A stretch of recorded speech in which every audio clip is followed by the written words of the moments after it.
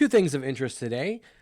Gavin Newsom is preparing for what happens if the Republicans actually manage to do a win in the governor election, which is kind of wild. It's actually very impressive, to be honest. And then it is crazy how, even though we pretend like China is our friend, it's amazing how we realize just how bad they are when you see what was actually done by the Trump administration in China to protect themselves from what China can and is willing to do. Welcome to the Ripple Effect, where I go behind the headlines to show you the important details in life so that you can have an impact on those around you and in your life and create a ripple effect that will create change everywhere.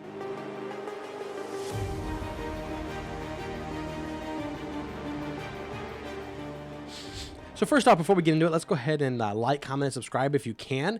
If you can, also share it. It really does help, and it doesn't matter what platform you put it on.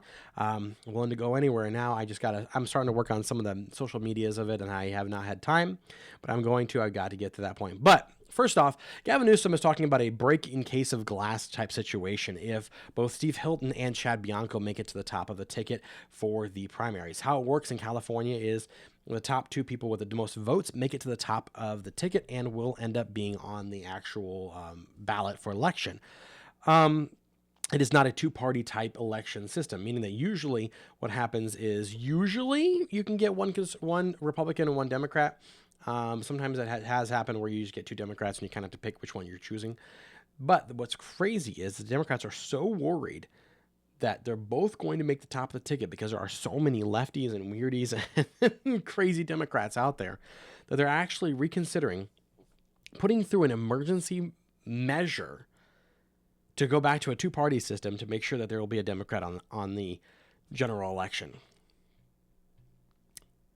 Okay, so you want fairness when you're losing, but you don't want fairness when, I mean, again, it's fair is fair. I mean, whatever the rules are, you play by those rules, right? And so right now we're winning in this race, apparently, and you're now concerned. So I'm just surprised that you see a problem here. I mean, you guys are the ones that put the rules in, so what's going on?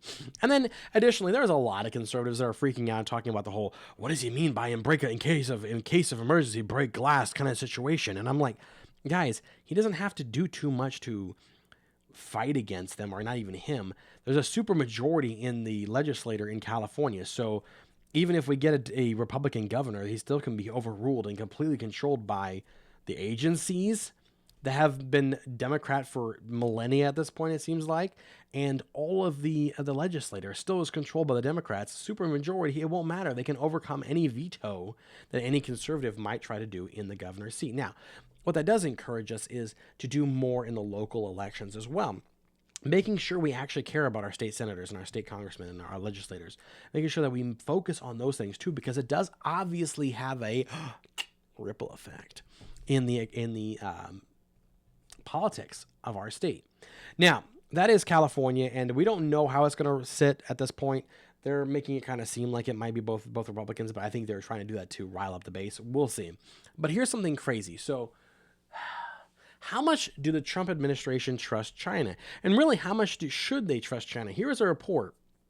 And here's what it says. It says this. It said Trump's China visit team has safely returned to the United States. During this visit to China, the tableware and food used by Trump's team were all brought from home, and even the drinking water was airlifted from the United States.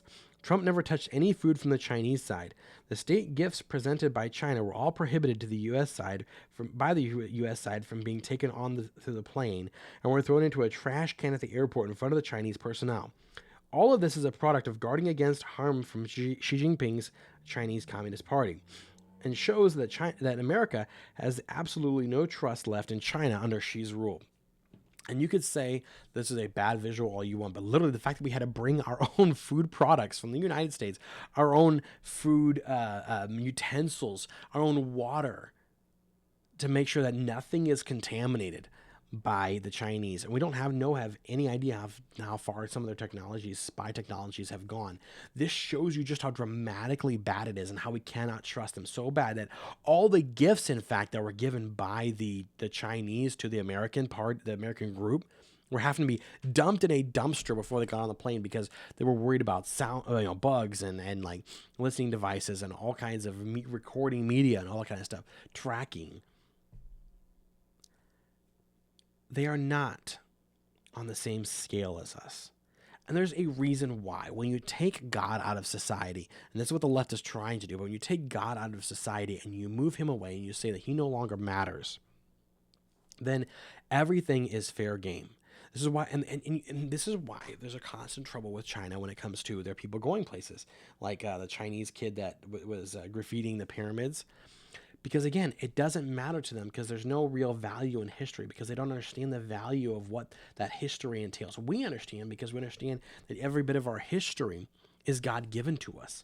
And we learn the lessons and hopefully learn the lessons that we should learn from history as we go along. But they don't see it that way. In fact, they don't see a lot of things that way. And this is the problem with a lot of the immigration problems that we're having right now, bringing in Muslims into the country, where there was a situation, and I have to verify the veracity of some of these. Some of these things are very dubious if you find them online, even if they come from a supposed news media source. But you got to understand that when people bring people in that are not even of like faith, but not of like mind and understanding and culture, you deal with what that entails. And the Muslim culture, they view what we do as wrong, and because they disagree with us and because they don't like Christians or Jews or even atheists, I know you atheists out there think that it's okay, but even them, they are willing to do whatever it takes, a religious takeover, a dawah, a religious war, a jihad, whatever you want to call it, against us. And part of that is lying. Part of that is being deceptive as much as you can. And part of that is that you're allowed to do the most heinous things to people as long as they're not Muslim. So all the rapes and everything like that are happening in all European countries, they don't see that as a moral crime. Because to them it's okay because they're not Muslim. I should tell you everything about a society that you need to know by one, how they treat their women, how they treat their kids, and by how they treat their animals. Oh, I forgot to mention that. Yeah, Muslims don't like dogs. So it tells you a lot about you people who don't like dogs. Yeah, you should like pets. I know it's just a total side note, but it's true. It's kind of funny why they had the whole thing that happened recently where they were doing the whole, what was it? Israel had trained dogs to do, let's just say, unimaginable things to people, because to the Muslim world, that was like the worst thing you could possibly imagine was the dog. So it's wild.